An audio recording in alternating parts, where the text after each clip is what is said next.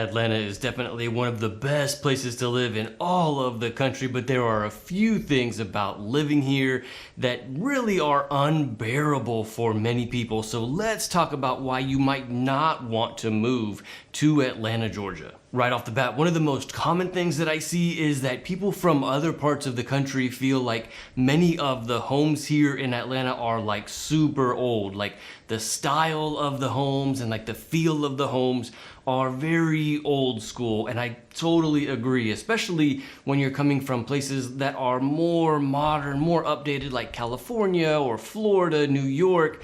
Many of the homes here in Metro Atlanta just have this like old school feel to them. I'm not quite sure why it has taken us so long to like get rid of carpet. Like why we have so many houses here that still have carpet is beyond me. Or another one is like windows. Very often these homes from the 80s and 90s, people just don't change the windows here, and so there's still 30 and 40-year-old windows in homes that we're trying to sell today. It is just absolutely amazing that people are still doing that. So if this is something that's a deal breaker for you, then you might not want to move here. What's up, y'all? My name is Victor with Atlanta Suburban Living, and we put out videos every week about what it's like to live in Atlanta and the surrounding suburbs. And I love my home city of Atlanta, Georgia, but there are definitely some things that you should know about. Another one is the fact that many homes have septic tanks. And so what happens, especially in the suburbs that are far out from the city, if the city hasn't run the sewer lines to these farther out residential areas, these homes are built with septic tanks. And so it is super common here. In fact, I've owned many homes with septic tanks, or have lived in many homes with septic tanks. And it's not something that we have to like maintain every year or every 5 years. It really is there. For the most part, septic tanks are very like self-maintained. You know, many people ask me like, do you have to like do anything to the septic tank regularly? It's very rare here in Georgia for people who own homes with septic tanks to have to do anything to them. I mean, of course, if you ask the septic tank company who sells septic tank services how often you have to maintain them, they're gonna tell you, yeah, every year or every 5 years or whatever. But the truth is, many residents here in Georgia go 10 to 20 years without doing anything to the septic tanks, and they're just fine. So it is kind of a pain in the ass, especially if like the septic tank fails, or you know, that can become a crappy problem. So that's definitely a downside, but it's not something that we have to do a lot of work to all of the time. Another common one here in Atlanta is the speed for internet. If you're gonna move to Atlanta and you have any questions about what it's like to move here or live here, feel free to call, text, or email me anytime.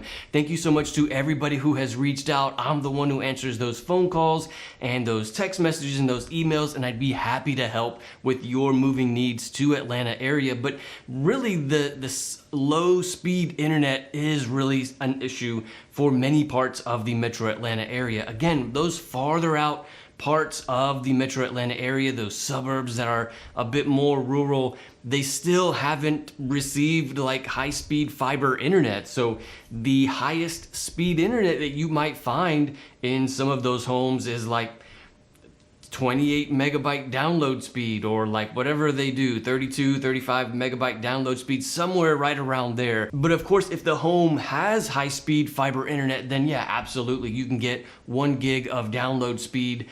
That's super common in those areas. But those farther out areas that are still using like cable internet or whatever it is that they used back in the day, they're still using that in many parts of Metro Atlanta. So I would imagine it might be difficult to work from home when you're using like lower speed internet, and this absolutely could be a deal breaker for many people. Another reason why you might want to avoid living here is while we have all of these trees and all the vegetation, and like it looks super tropical here in Georgia and it's really nice, what comes with all of those trees and all of that vegetation is seasonal allergies. During the spring and during the fall, the amount of seasonal allergy problems is like a really big deal here in Georgia. I myself have this issue, so I take like a daily allergy pill during those times, you know, like Claritin or whatever it is that they have, and that seems to alleviate the problem, but it's definitely an issue for many people here in the Metro Atlanta area. Another reason why you might want to avoid Atlanta is because there really is a lot of competition among buyers here in the metro area. I know many parts of the country have seen kind of a slowdown in the housing market. And while the Metro Atlanta area has also seen a slowdown, we still have a very active market, and it's still like there are people trying to find that lower cost of living here in Metro Atlanta, and there's a lot of people who want to move here, but this means that there's still a lot of buyer competition. We still see multiple offer situations here in the Metro Atlanta area because of the amount of people who are trying to buy homes here. For those perfect move-in ready homes that are priced well, it's not uncommon to have to compete with other buyers. So if you don't have like all of your ducks in a row and you're ready to make aggressive offers, then that might be a sign that competing with all of the other buyers here in the metro area might not be a good move for you. A few other ones that are really deal breakers for a lot of people, of course, the traffic. Everybody talks about the traffic here in Atlanta. It really is kind of problematic, especially like on the north side of Metro Atlanta and also like the south side of Metro Atlanta. And then like the west part and the east part of Metro Atlanta. Also like in the middle of Atlanta, there's also a lot of traffic. So pretty much all over, you're gonna see traffic in all parts of the Metro Atlanta area. And then rain, we get a lot of rain here. If you don't wanna live in an area that has a lot of rain, you might wanna reconsider the Atlanta area.